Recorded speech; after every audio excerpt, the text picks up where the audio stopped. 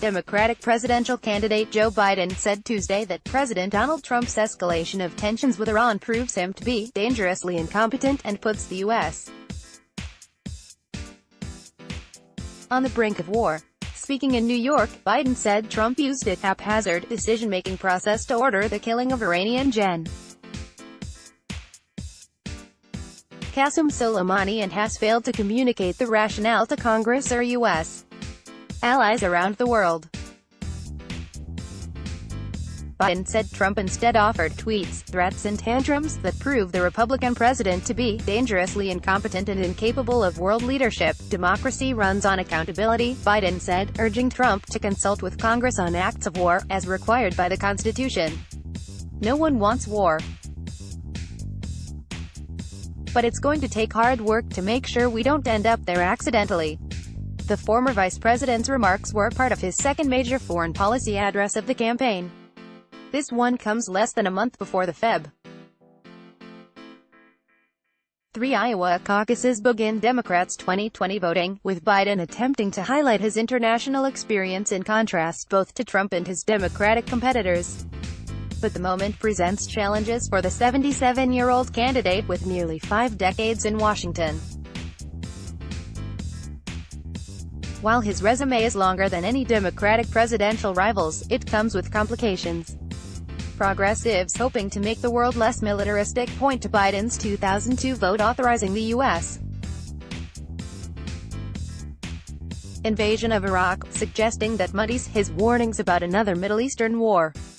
Alternately, Trump and Republicans cast Biden as indecisive or weak, seizing on his opposition to the 1991 U.S. mission that drove Iraq out of Kuwait and his reluctance about the raid that killed Sept.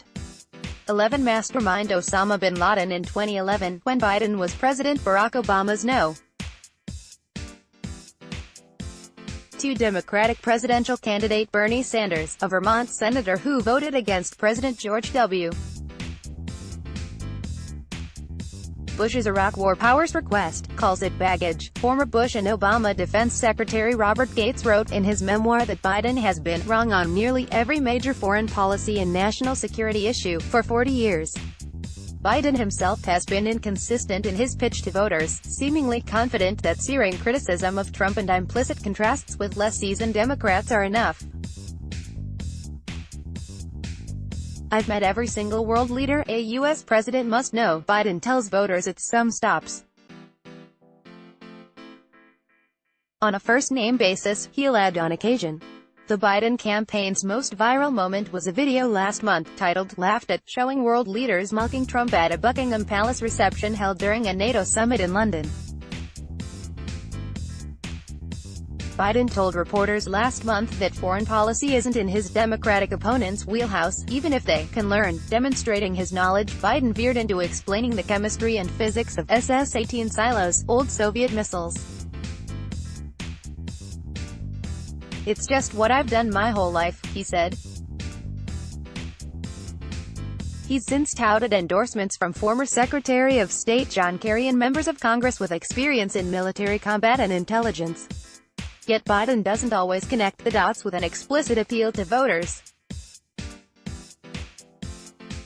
In Iowa last weekend, Biden called the Iran crisis totally of Donald Trump's making, tracing Soleimani's killing back to Trump withdrawing from a multilateral deal in which Iran had agreed to curtail its nuclear program. As he said again Tuesday in New York, the pact was working, serving America's interests and the region's interests. Biden told another Iowa audience that Americans need a president who provides a steady leadership on day one, but he never discussed his role in the Iran deal or Obama's foreign policy generally. Foreign policy, commander-in-chief, is a big deal to people, he said last month, less because of a single issue and more because of Trump. They just know something's not right. It's uncomfortable. Biden in July offered what had been his sweeping foreign policy declaration to date, with a speech touting the U.S. as the preeminent world power but one that must lead international coalitions and focus on diplomacy. He pledged to end forever wars but did not rule out military force. He made clear he values small-scale operations of special forces while being more skeptical of larger, extended missions of ground forces.